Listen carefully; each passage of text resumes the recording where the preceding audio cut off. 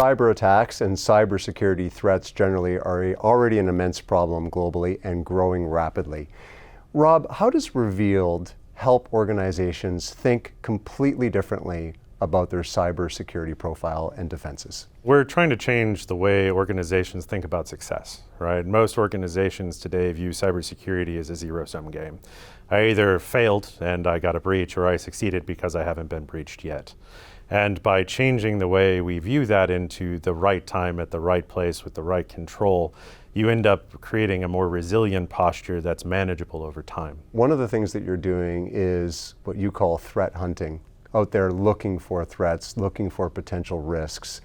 What is the makeup of that solution? Threat hunting is kind of looking at the past and saying, what did happen that could have caused something, that there might be a threat actor in my environment? We also have transformed that into an activity called risk hunting. Risk hunting is actually looking proactively at opportunities to make the organization more resilient, improve our defenses, change our controls. So is this identifying where you have exposure? It is. Within your existing IT architecture? Correct. It's really categorized these days as exposure management. It's a better way to look at a holistic problem versus what we used to do, which is very siloed. Rob, why do you think IT departments are focused so much on the significant capital investment in these very large systems to solve what might be a threat they may never face? Well, I think a lot of security departments and purchasing organizations view the old 80s analogy of you don't get fired for buying IBM, right? So if we buy the latest and greatest cybersecurity and IT tools, we can't be blamed for choosing the wrong thing. Where the problem comes is in how organizations operate them, the skills to maintain them, and the will of the organization to implement them. What's an example of a successful deployment of the Revealed architecture? For us, it's really looking at the big picture. If you look at it in stages, we deploy very, very quickly, which is one of our advantages to a lot of traditional technologies. By deploying into the organization, we can immediately start to aggregate all the configuration and state data about the organization. How you're defended, what's valuable, how people are communicating, what's connecting to things. And with that, we start to understand what the attacker wants, which is the really big difference in how the machine learning and the platform works.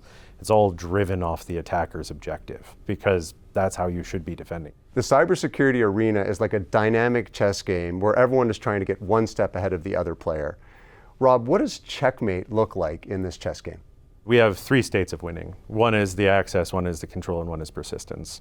And those are universal. And so what our machine learning model does, what our technology does when it thinks like the attacker, is it plays a game to win against those objectives. Okay. So if we look at how we get to those objectives, right, and what we're really trying to model is we're trying to model the attacks that we see in the real world without destroying the organization's environment while doing it. And so the machine learning model will go through and it will find all the access that it can find, credentials that are exposed, things that are left where they shouldn't be. It will figure out, can it control your environment? Can it reach a point at which you no longer have the ability to stop it? Or it will go through and it will say, is there a place I can hide, right? And if I find one of those three objectives, then I found a path. I found a way that the attacker can go all the way from the beginning to the end and reach their objective, which is bad for you. You've combined recently Revealed with Epiphany, combining a services company with a product company. What are the benefits of that consolidation as you look forward? We don't want to be a services company long term, but services are an excellent way to test out capability, test out implementation, basically train the trainer, right? And so by taking the Epiphany platform and its capabilities in exposure management and orienting organizations around managing their risk, we're then able to translate that to channel delivery, being able to say, if you want to use the platform in the most effective manner, here's the service delivery to be able to do it. Right. And the best part about it for us is it's a low overhead and on our ability to support a lot of channels to be able to do that. And then once they're trained, they can do it themselves. Small to medium enterprises that have limited IT budgets need the types of defenses and the benefit of a mindset that Revealed brings to the table.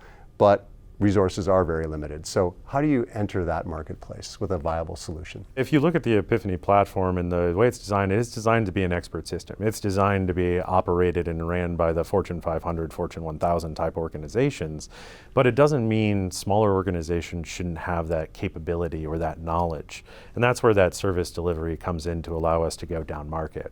So if we have a call it a high risk or a high value customer that needs kind of our direct attention, we can deliver that service for them. But what we try and do is we try and partner with critical SMB related channels, MSSPs, and essentially be their tier 3. They go in and handle the initial customer interactions, operations of the platform, and then we're there to provide guidance. And the hope is that over time, either the customer themselves, if they build up the sophistication, or the partner will continue to deliver that value, even if we're kind of just a product at that point. When you look at the global picture today, and the sophistication and scale of threats, do you feel like the cybersecurity industry is winning against the attackers, or what is the balance of the battle today? It's an arms race. It always is, right? You build a better mousetrap, they build a better mouse, right? And so when you look at it and you say, are we winning? It's not it's like walking around saying, how secure are we, right? It's how long is a piece of string? When you say, are we winning, it really comes down to how are we doing with breaches? Do we have less breaches? Do we have less catastrophic breaches? Do we have less material impact, right? If you look at the core of our mission statement, it's to reduce critical impacts to businesses. It's that you won't ever run into a situation where there's not something. There's not, somebody clicked on the wrong thing, something ran, but it wasn't catastrophic. It was isolated, it was protected, you were resilient to the threat, right? And that you had the knowledge to recover, right? And that's what we're trying to do. So I'd say as an industry, we're currently leading the way in being able to counter some of these threats, but we're not leading the way in the complexity of some of these tools causing these gaps where the attackers can still get in.